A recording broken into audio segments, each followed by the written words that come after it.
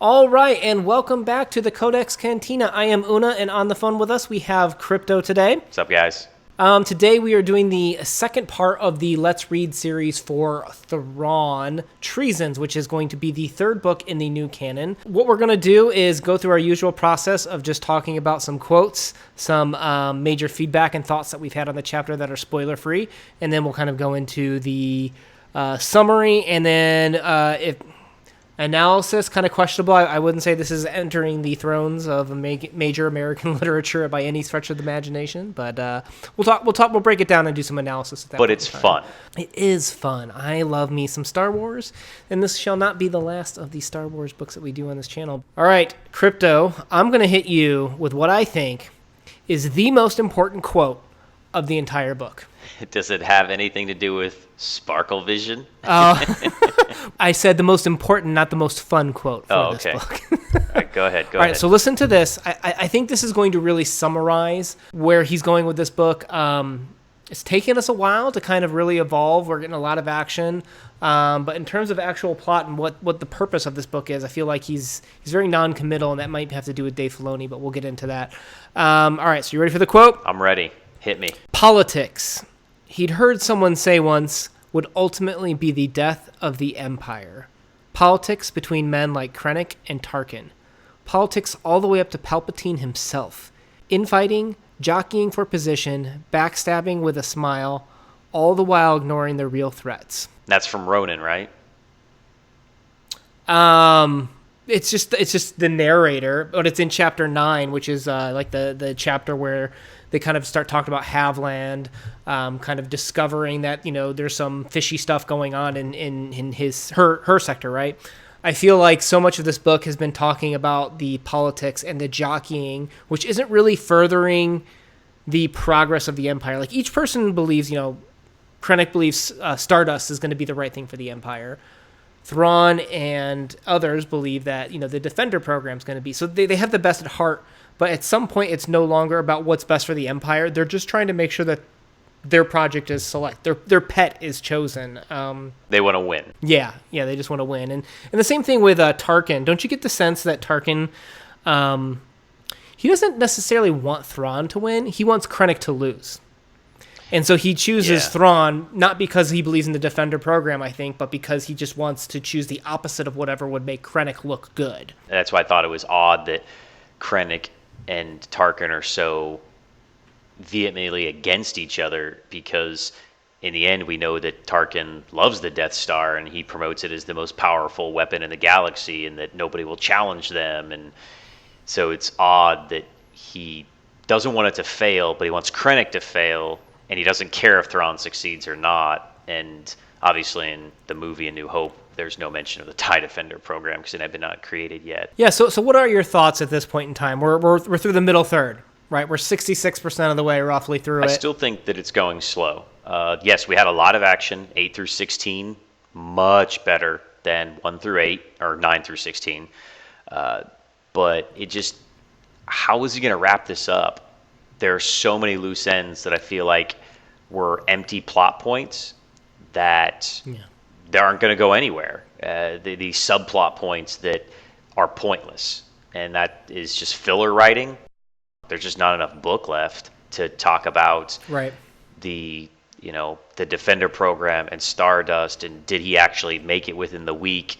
And the Grolix, does that matter now at all, or was that just a plot device to move the story forward? Yeah, I think we have to hold the book accountable for starting those plot lines of the gift, right? Mm-hmm. There are several more that we're going to get into with the analysis section of this book, but being 66% of the way through, I mean, he needs to wrap these up, or he's just planted too many seeds for future books, and I don't think it's appropriate, the pacing at this point. He hasn't done enough to talk more about the bureaucracy at this point. He hasn't done enough to talk about the Chiss ascendancy and their issue with the Grisks, or even just kind of Thrawn's status between his loyalty of heart to the Chiss as well as his loyalty of actions to the Empire.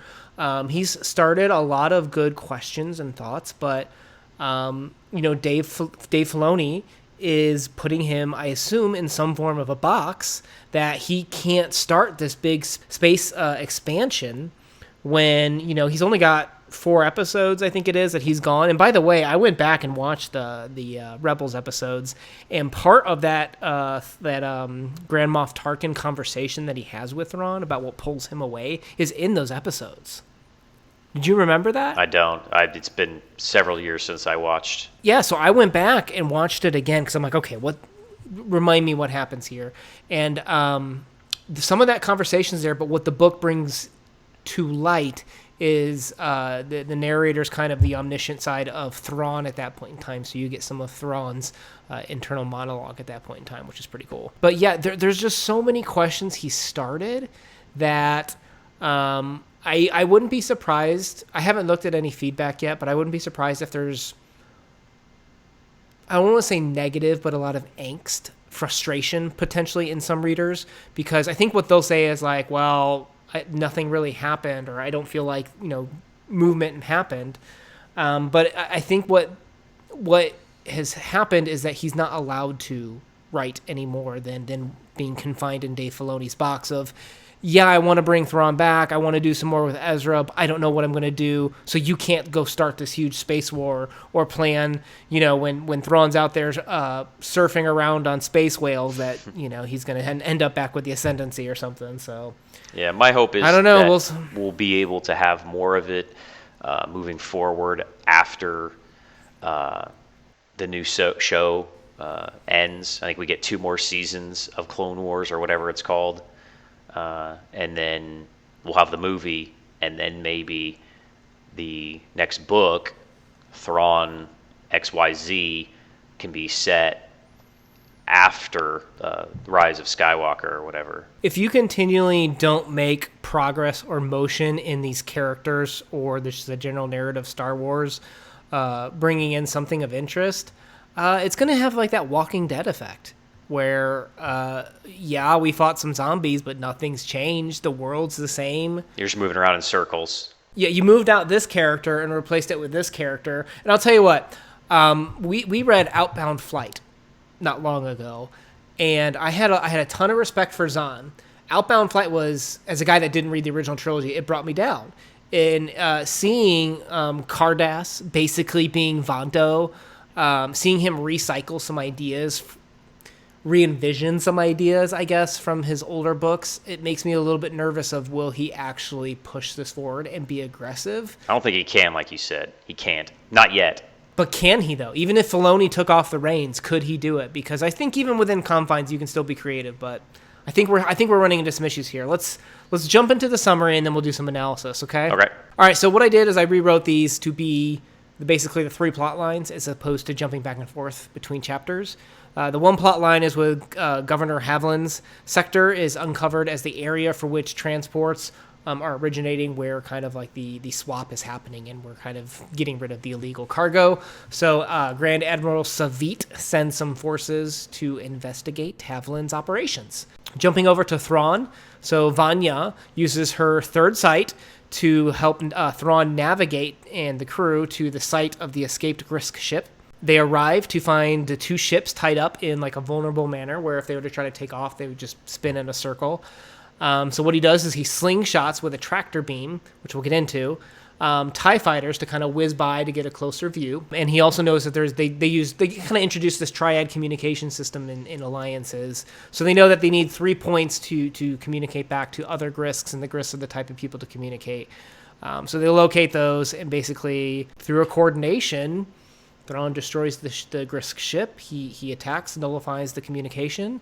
They board the ship and basically discover the captors there were so into following the Grisk orders that they were willing to die. They had a self-detonation bomb device of sorts. Thrawn kind of detects what's going on and has his troopers kill them to save the human prisoners to interrogate, okay, you were stealing material from the Empire, what's going on? And they kind of get a lead that one of Havlin's higher-ups to follow up and talk to that person, but no confirmation yet. And then there's the Elie Ronan plotline, which is basically they and 2 death troopers, Pick and Waffle, Wonderful names. I like that he kind of joked at those names in the book, too. Kind of needed to do that. Where they land kind of in a sketchy spaceport. They're accosted, and Elie tells them this cover story that he's the new Night's One. Hey, the Hutts hired me. I got to do this. So they're like, okay, well, we'll take you to the spaceport to investigate this thing. And then basically they meet this guy named Mole, who is actually an undercover ISB agent. And when the cover's blown, he helps take down the pirates, whatever, they're freed. So they go to investigate the ship. They find out, lo and behold, Eli's speculations of the illegal cargo are on board the ship. So Ronan tries to hijack that ship, leaves Elie and the 2 Death Troopers behind. Sayonara. And lo and behold, the ISB undercover guy, how do you pronounce it? Deja? Deja. Yeah. Deja. Deja's on board, and they're taking off, and Star Destroyer caught in a tractor beam. Bum, bum, bum. Who knows what's going to happen? So that's what's in the text at this point in time. So now let's kind of break it down. So first we got to talk about the slingshot. What were your thoughts on the slingshot? That part was awesome. I really liked that part of the book. The physics of it, being in space and how it would work, and I had a good visual. The way that he wrote it was awesome. I was gonna say, and we talked about how Thrawn has like a physics background, or Thrawn. We talked about how Timothy Zahn has a physics background, and that some of the writing was very accurate for how you would need to maneuver in space. Yeah, and so like the way that he set it up of how 2 objects moving in space and using a theoretical, obviously, tractor beam of throwing them. So that was really neat. That was one of the highlights so far, I feel like, that I enjoyed. I feel like this is why people buy these Thrawn books, right? Because you can go get a huge battle anywhere. You can get space battles if you want. But what makes Thrawn unique as a character, he doesn't just battle you with force or with some surprise mechanism. He has to outmaneuver you. And a lot of times he's at a detriment in terms of it might be just lack of numbers and such. But he comes up with unique ways to fight.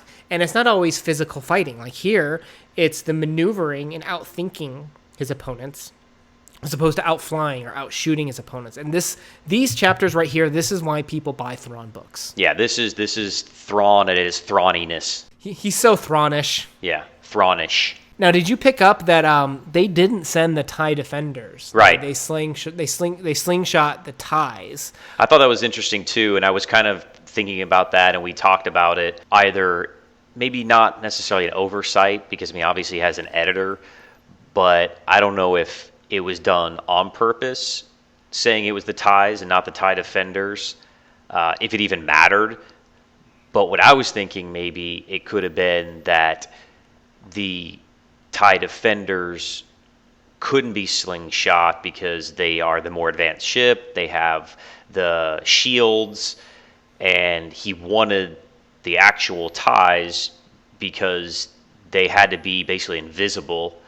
They slingshot them out there. They're running basically no power except for their passive scanners, and then relaying that information back via lasers or something to Thrawn and them. So I don't know if it was. I think we're looking way too deep into the fact that it's the TIE normals and not the TIE defenders. It's just one of those things. We've had this whole book has been like a commercial for the TIE defender. Like, oh, look, we have shields. We block these shots. Like, oh, look, we have greater maneuverability. Like, it's kind of like Zahn is upset that's even though like it was already written a long time ago that the Death Star was going to be what's happened.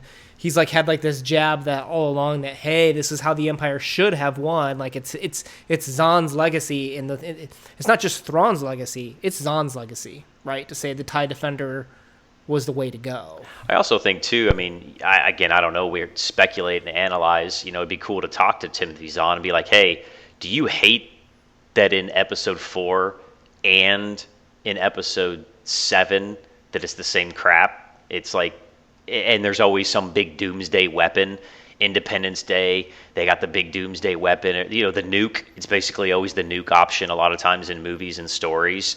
The One Ring is the nuke, right? That's the Death Star in Lord of the Rings. And he's like, I don't want Death Star, the One Ring, the Excalibur in my story. And so he wrote it something different, and that's why he keeps pushing it. That's why there's this kind of commercial idea of the TIE Defenders and not the Death Star. The game over button, right? Like, you don't want to write yourself into a game over option, because how do you trump that? Right, exactly. So this is kind of his way of giving the middle finger to the idea of the Death Star, and then the reusing basically of the Death Star for Starkiller Base in Episode 7. He's like, we can come up with other ideas besides that one kind of always go-to mechanic. And I think Thrawn is kind of that way too himself. He is unique to everybody else in the Star Wars universe. He doesn't have force powers. He doesn't have these cool magical powers. He doesn't have a lightsaber. He's the smartest guy in the room, and he has to make do with that, kind of like what you said before. And what do you think about, did you notice that, so the smartest guy in the room always has the smartest assistant, right? Like, Karen Farrow is his Watson, that he says, and did you realize this? Did you think about that? Did you pick up on Chapter 12 when Zahn had her kind of talk like Thrawn too, where Aralani was like suggesting something, and she says, perhaps, Pharaoh said. If so, I'm sure the Admiral would be more than willing to hear about them. Well, I think the reason is that I didn't pick up on it is, again, I'm doing audiobook, so he changes his voice. And even though the words of her are emulating Thrawn, because the voice changed and I'm listening to it, I didn't pick up on that as much. I think, and the only reason I pick up on it is they even called out that she is his protege. Like, Aralani calls it out. Vanto was his protege in the first one. The second one, his sidekick, is more of Vader, Anakin. Mm-hmm. So each time he's got to have his Watson to help realize his brilliance, or in universe, he's training the next generation, if you will. Yeah, and I think it'd be their soundboard too. I mean, a lot of geniuses have to have somebody there to work with in tandem almost. Like, he knows the answer already, but if someone else can come up with the answer as well, then it solidifies that, oh yeah, I was right. It just helps him move forward and be like, all right, I was right, and she found the answer, and so when I'm not here, she might be able to do the exact same thing and help the Empire. And I mean, obviously, he's a teacher. He wants people to be their best, and he wanted Vanto to be his best and to succeed and help the Empire. And when he couldn't help the Empire, he still wanted Vanto to help. And so that's why he sent him off to the Chiss, I think. You could even argue, beyond just teacher, is it's kind of father-daughter, the way that he's passing on his legacy, passing on his knowledge. And then Aralani's like the mother. Like, they go off and argue in a separate room. Yeah. Close your door, Karen. Close your door, Karen. Your mom and I have to discuss this. No, that's a good way to look at it. I like that, yeah. It's a fun dynamic to think about, right? Mm-hmm. What about the Death Troopers, Pick and Waffle? Yeah, those are, so of this section, besides the little bit with the TIE Defenders and Thrawn, again, we're back to the thing again where Vanto was my favorite character in the first book, and I was so bummed when he was absent in the second book, even though Vader's scenes were pretty awesome. The Vanto stuff is just so good, and I don't know if it's the voice or if it's the writing, or I like Vanto's character, but he has a really cool little story arc here, and the Death Troopers are great. One of the voices is kind of funny because it sounds exactly like Bane from the Christopher Nolan Batman movies, so it's really kind of funny. He does really deep voice for one of the Death Troopers, but I like that whole part with the Death Troopers and the dynamic. And there's a part with Ronan where you hate Ronan this whole time, and then Ronan kind of steps up and like helps Vanto, and you get a little backstory of Ronan that he came from obviously nothing and worked his way up, crawled his way up, crawled and scraped and fought, and he thinks that kind of Krennic did the same thing, and then boom, you immediately hate Ronan again when he betrays Elie. So I really like that part of the writing. I guess let's face it, we know that Thrawn is going to beat his adversary of the Grisk or whoever or whatever that is part of the story, but you don't know if Vanto's going to make it. You don't know what's going on with Ronan, and so like I guess that's why I'm more invested. I think I like that piece better. See, to me, this book almost has a little bit of 2000-ish vibe to it. I want to say, like mid 2000s. Like, I don't know what you were reading in around that era. This is obviously before we kind of knew each other, but that was the height of a lot of terrorism scare. After 2001, a horrible tragedy, a lot of authors took to writing that they're used to writing about these wars, or here's the defined bad guy.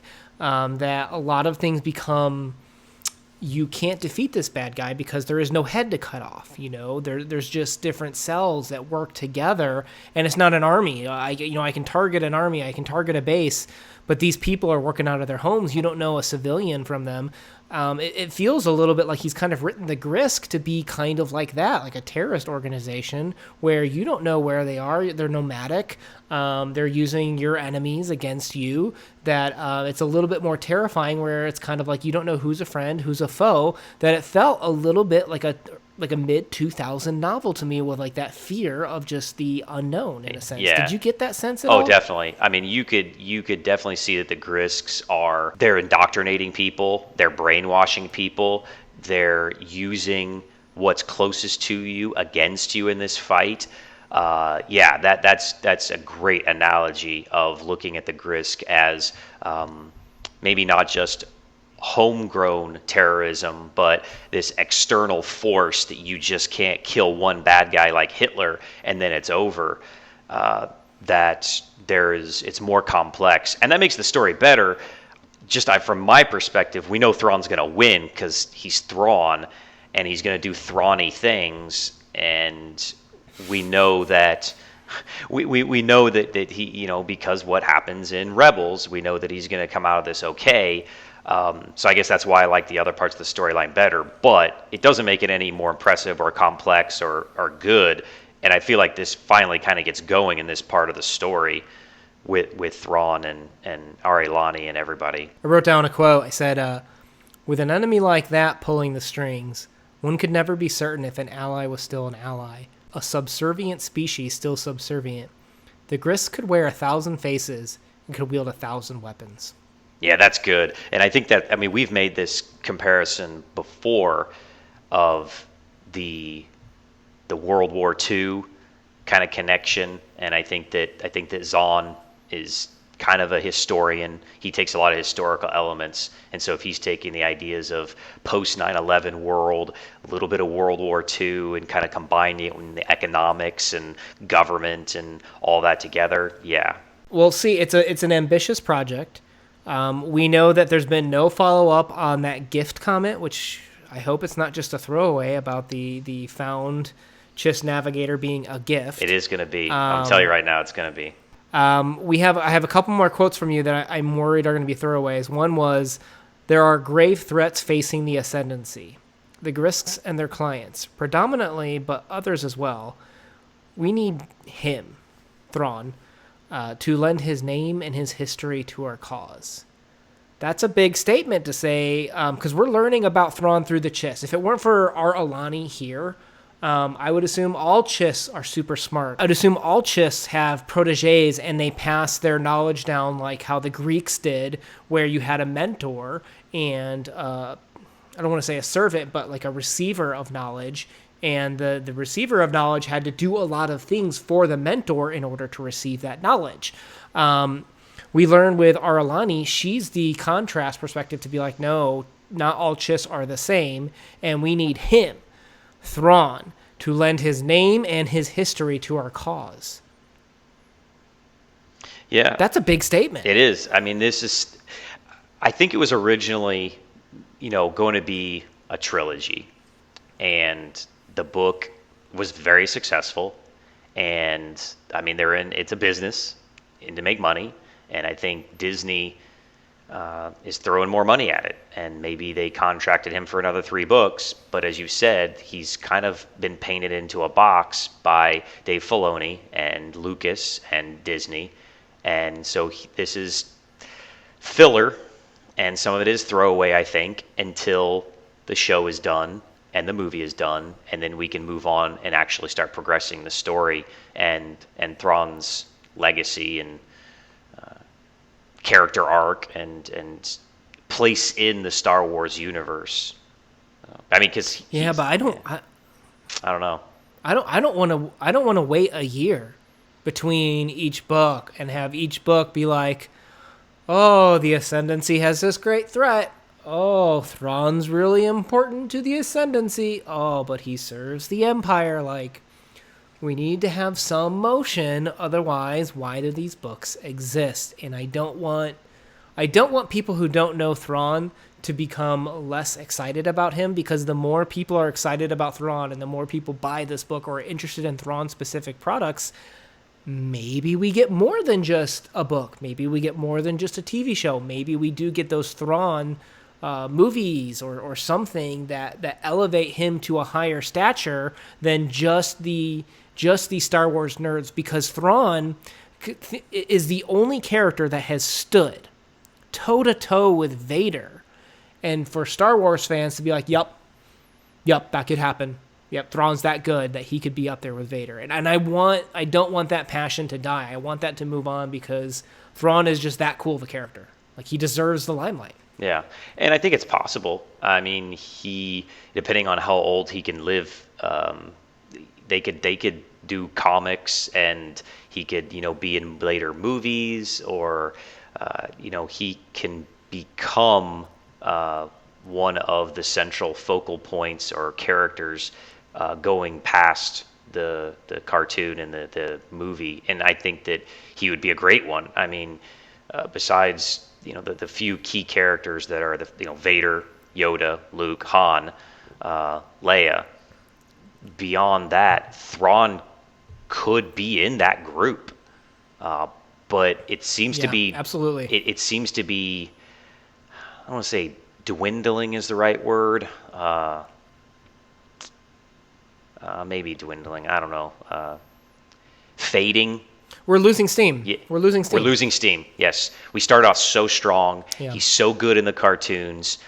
I thought Alliances was a decent follow-up, but now Treason is losing steam. All right, so we will see. With next week, we're going to finish this book. Will we explore more of this 2000 era unknown terror? Will we get an answer to the gift and to Thrawn's legacy finally really being explained? Probably not. Yeah, but if you want to hear more of our rambling thoughts, make sure you subscribe, hit the bell. Whoa, hang on. Whoa.